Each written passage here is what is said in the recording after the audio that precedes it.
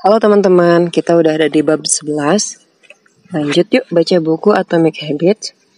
Perubahan kecil yang memberikan hasil luar biasa, cara mudah dan terbukti untuk membentuk kebiasaan baik dan menghilangkan kebiasaan buruk. Dari James Clear. Berjalanlah perlahan, tetapi pantang mundur. Pada hari pertama kuliah, Jerry Yusman, guru besar University of Florida, membagi mahasiswa jurusan fotografinya menjadi 2 kelompok. Setiap orang di bagian kiri ruang kuliah, katanya akan menjadi kelompok kuantitas. Mereka dinilai hanya berdasarkan jumlah karya yang mereka hasilkan. Pada hari terakhir kuliah, ia akan menghitung jumlah foto yang dikirimkan oleh setiap mahasiswa. 100 foto akan mendapat nilai A, 90 foto bernilai B, 80 foto bernilai C, dan sebagainya. Sementara itu, setiap orang di bagian kanan ruangan akan disebut kelompok kualitas. Mereka dinilai hanya berdasarkan kehebatan karya mereka. Mereka hanya perlu membuat 1 karya foto selama semester. Tapi untuk mendapatkan nilai A, foto itu harus mendekati sempurna. Pada akhir semester, di luar dugaan, semua foto terbaik dihasilkan oleh kelompok kuantitas.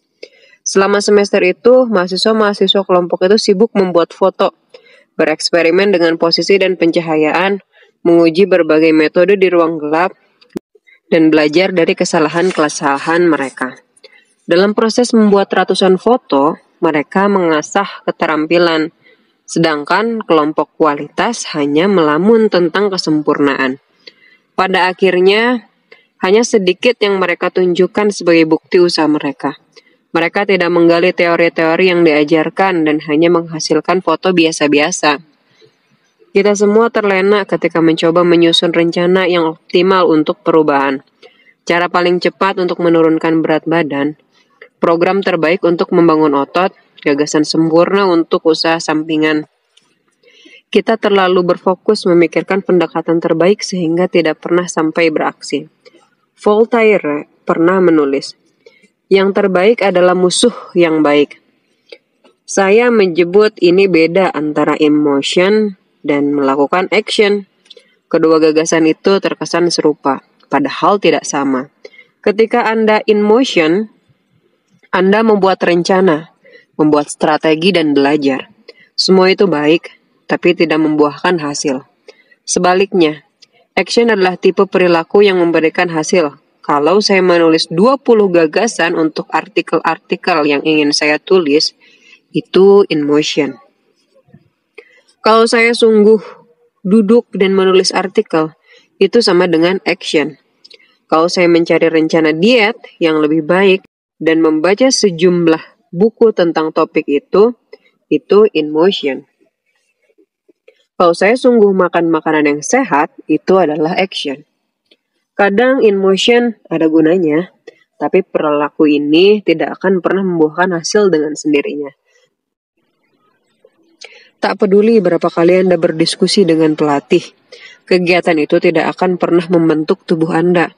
Hanya aksi berolahraga yang akan membuat Anda memperoleh hasil yang diinginkan. Bila in motion tidak mengantarkan kita ke hasil, mengapa kita melakukannya? Kadang kita melakukannya karena kita sungguh perlu membuat rencana atau belajar lebih banyak. Namun, lebih sering daripada tidak, kita melakukannya karena in motion memungkinkan kita merasa seolah-olah kita mendapatkan kemajuan tanpa menempuh resiko gagal.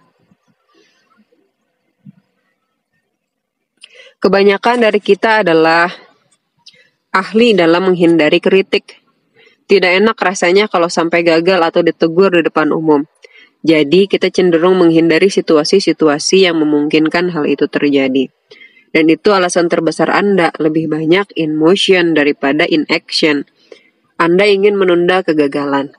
In motion sambil meyakinkan diri bahwa Anda masih membuat kemajuan itu mudah. Anda berpikir, sampai sekarang saya sudah bicara dengan 4 klien potensial. Itu bagus. Saya bergerak ke arah yang benar. Atau, saya sudah menggodok sejumlah gagasan untuk buku yang ingin saya tulis. Rasanya sudah hampir lengkap. In motion membuat Anda merasa sudah mengerjakan sesuatu.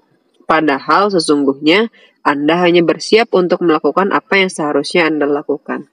Ketika persiapan menjadi semacam upaya menunda, ada yang perlu diubah. Anda tidak ingin hanya membuat rencana, Anda ingin menerapkannya. Bila ingin menguasai kebiasaan, kuncinya adalah mulai dengan perulangan, bukan membayangkan kesempurnaan. Anda tidak perlu mematakan setiap ciri kebiasaan baru, yang diperlukan adalah menerapkannya. Ini hanya pertama hukum ketiga. Anda hanya perlu mengulang-ulangnya. Berapa lama sesungguhnya yang diperlukan untuk membentuk kebiasaan baru? Membentuk kebiasaan adalah proses ketika suatu perilaku lambat lain menjadi lebih otomatis melalui perulangan. Makin sering Anda mengulang suatu kegiatan, makin banyak struktur otak Anda berubah menjadi lebih efisien dalam kegiatan itu. Ilmuwan saraf menyebutkan potensiasi jangka panjang, yang merujuk ke penguatan koneksi di antara neuron dalam otak berdasarkan pola kegiatan terbaru. Dengan tiap perulangan, pengiriman sinyal antar sel membaik dan koneksi-koneksi saraf makin erat. Fenomena yang pertama kali diuraikan oleh ahli neuropsikologi Donald Hebb pada 1949, ini umum dikenal sebagai hukum Hebb. Neuron-neuron yang teraktifkan bersama-sama menjadi saling terhubung, mengulang kebiasaan mengantar ke perubahan-perubahan fisik yang jelas dalam otak. Di kalangan musisi, cerebellum mereka yang sangat penting untuk gerakan-gerakan fisik seperti memetik atau menggesek senar lebih besar ketimbang pada orang yang bukan musisi.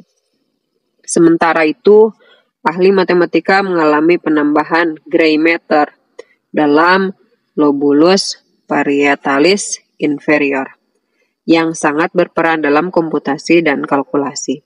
Ukurannya berkorelasi langsung dengan jumlah waktu yang dikerahkan dalam bidang itu. Makin tua dan makin berpengalaman seorang matematikawan, makin besar pertambahan gray matter-nya. Ketika ilmuwan menganalisis otak pengemudi taksi di London, mereka mendapati bahwa hipokampus, bagian otak yang ikut menentukan memori spesial, subjek jelas lebih besar dibandingkan pada subjek yang bukan pengemudi taksi. Yang lebih mengejutkan, hipokampus mengecil ketika seorang pengemudi pensiun. Seperti otot-otot tubuh yang bereaksi terhadap latihan beban teratur, bagian-bagian otak tertentu beradaptasi sewaktu digunakan dan menyusut ketika kegiatan serupa ditinggalkan. Tentu saja, pentingnya perulangan dalam memapankan kebiasaan sudah lama disadari sebelum ahli-ahli ilmu saraf mulai meneliti secara sistematis. Pada 1860, ahli filsafat Inggris George H. Lewis menulis, ketika belajar bicara dalam bahasa baru, belajar memainkan alat musik, atau melakukan gerakan yang tak lazim, orang merasakan kesulitan. Karena saluran-saluran yang harus dilalui oleh suatu sensasi belum mapan, tapi setelah perulangan yang sering berhasil membuat jalan pintas, kesulitan-kesulitan itu menghilang. Aksi menjadi begitu otomatis sehingga dapat dilakukan tanpa melibatkan pikiran sadar lagi. Akal sehat dan bukti ilmiah saling sejalan. Perulangan adalah suatu bentuk perubahan. Setiap kali mengulang suatu aksi, Anda mengaktifkan rangkaian saraf tertentu yang terkait dengan kebiasaan termaksud. Artinya, mengulang adalah salah satu langkah paling penting yang dapat Anda ambil untuk menyandingkan kebiasaan baru. Itu sebabnya mahasiswa yang mengambil banyak foto mengalami keterampilan yang meningkat, sedangkan yang hanya berteori tentang foto sempurna tidak mengalaminya. Salah satu kelompok aktif dalam praktik, sedangkan yang lain belajar secara pasif. Yang satu disebut action, sedangkan yang lain disebut in motion. Semua kebiasaan mengikuti lintasan serupa dari latihan serius sampai menjadi perilaku yang otomatis. Proses dikenal sebagai otomatisasi. Otomatisasi adalah kemampuan melakukan perilaku tanpa memikirkan tiap langkahnya, yang terjadi ketika pikiran bawah sadar mengambil alih. Tampilannya mungkin sebagai berikut. Ini ada gambar garis kebiasaan, perulangan, gambar 11. Pada awalnya, di titik A, kebiasaan memerlukan upaya cukup besar dan konsentrasi untuk menjalankannya. Setelah sejumlah perulangan di titik B, pelaksanaannya menjadi lebih mudah, tapi masih memerlukan sedikit perhatian secara sadar. Dengan latihan yang cukup di titik C, kebiasaan menjadi lebih otomatis daripada secara sadar. Di atas batas ini, garis kebiasaan, perilaku dapat dikerjakan hampir tanpa berpikir. Kebiasaan baru telah terbentuk. Di halaman mendatang, Anda akan melihat bagaimana ketika peneliti memantau tingkat keotomatisan suatu kebiasaan yang benar-benar dilakukan. Misalnya, berjalan 10 menit tiap hari. Bentuk bagian ini yang ilmuwan disebut kurva pembelajaran, menyikapkan kebenaran penting tentang perubahan perilaku. Kebiasaan terbentuk berdasarkan frekuensi, bukan waktu. Berjalan 10 menit per hari. Gambar 12.